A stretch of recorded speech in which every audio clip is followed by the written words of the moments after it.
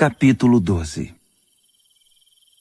Num sábado, Jesus e os discípulos atravessavam uma plantação de cereal famintos. Os discípulos descascaram algumas espigas e comeram. Alguns fariseus disseram a Jesus: Seus discípulos estão quebrando as regras do sábado. Jesus reagiu: É mesmo? Vocês nunca leram o que Davi e seus companheiros fizeram quando estavam com fome? Ele entrou no santuário e comeu o pão fresco do altar que ninguém podia comer, senão os sacerdotes. Também nunca leram na lei de Deus que os sacerdotes, cumprindo seus deveres no templo, quebravam as regras do sábado o tempo inteiro e não eram condenados por isso?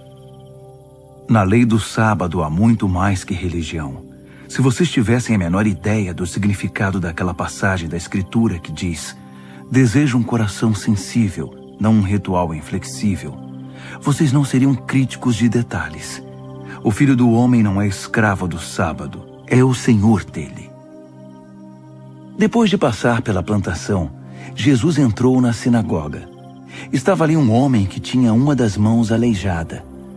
Alguns dos presentes, com a intenção de acusar Jesus, perguntaram: É permitido curar no sábado? Ele respondeu: Existe alguém aqui que, se encontrar no sábado um cordeiro seu caído numa ribanceira, não irá tirá-lo de lá? A bondade para com as pessoas é tão conforme a lei quanto a bondade para com os animais. Então ele disse ao homem: Estenda a mão.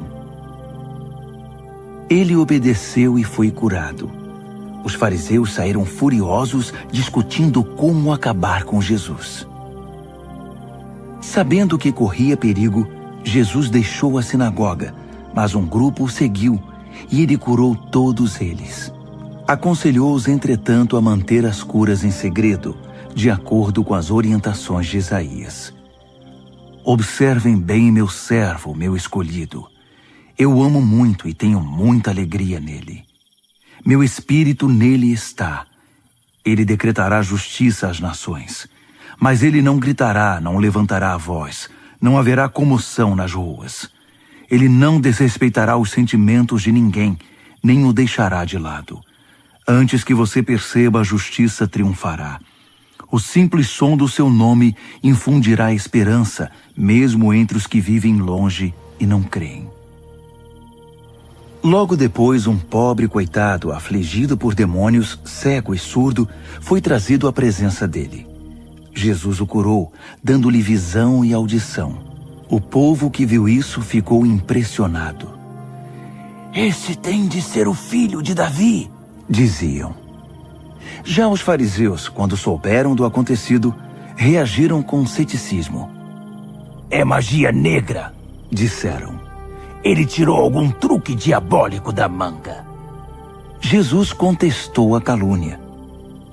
Um juiz que emite vereditos opostos sobre a mesma pessoa cai em contradição. Uma família que vive brigando se desintegrará. Se Satanás expulsa Satanás, não irá se destruir?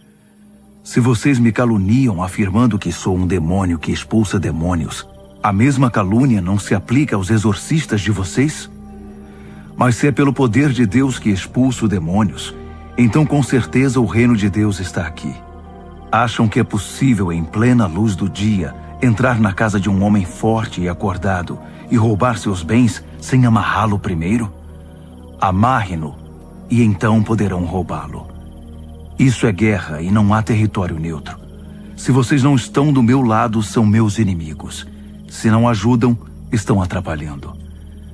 Não há nada dito ou feito que não possa ser perdoado. Mas se vocês persistirem nas calúnias contra o Espírito Santo de Deus, estarão deliberadamente rejeitando aquele que perdoa. Se rejeitarem o Filho do Homem por algum juízo equivocado, poderão ser perdoados. Mas se rejeitarem o Espírito Santo, estarão rompendo relações com aquele que os sustenta. Se vocês crescerem como uma árvore saudável, irão produzir frutos saudáveis. Mas se a árvore for doente, os frutos serão podres. Os frutos nos revelam a verdade sobre a árvore. A mente de vocês parece um ninho de cobras. Como dar crédito ao que dizem, já que são tão tolos?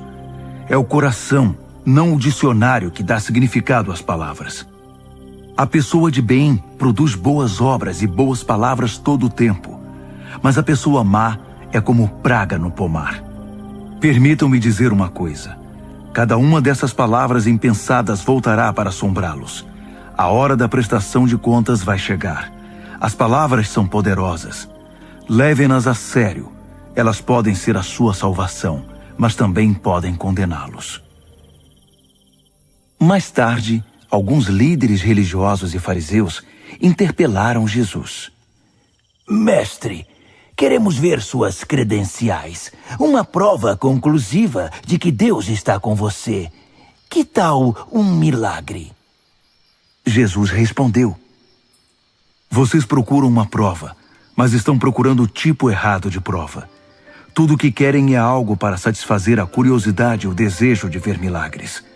A única evidência que terão é a que se parece com uma total ausência de provas, o sinal de Jonas. Assim como Jonas ficou 3 dias e 3 noites no ventre do peixe, o Filho do Homem, por 3 dias e 3 noites, será posto numa cova profunda. No dia do juízo, os ninivitas se levantarão e apresentarão a prova que condenará esta geração, porque quando Jonas pregou em Nínive, eles mudaram de vida. Aqui está um pregador mais importante que Jonas, e vocês querem provas. No dia do juízo, a rainha de Sabá virá de longe e apresentará uma prova que condenará esta geração, porque ela viajou de uma região remota da terra para ouvir o sábio Salomão. E diante de vocês está a sabedoria maior que a de Salomão, mas vocês se preocupam com provas. Quando é expulso de alguém, o espírito maligno vagueia pelo deserto procurando um oásis, uma alma distraída que possa atormentar.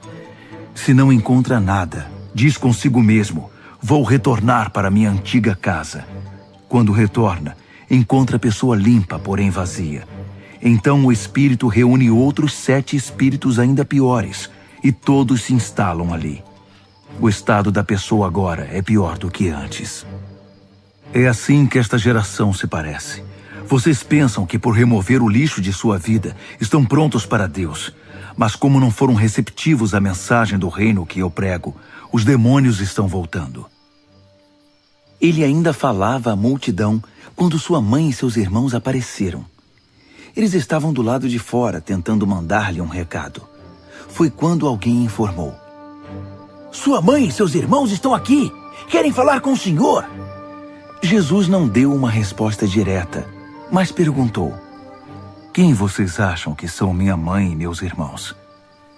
Ele então apontou para seus discípulos: Olhem bem, estes são minha mãe e meus irmãos.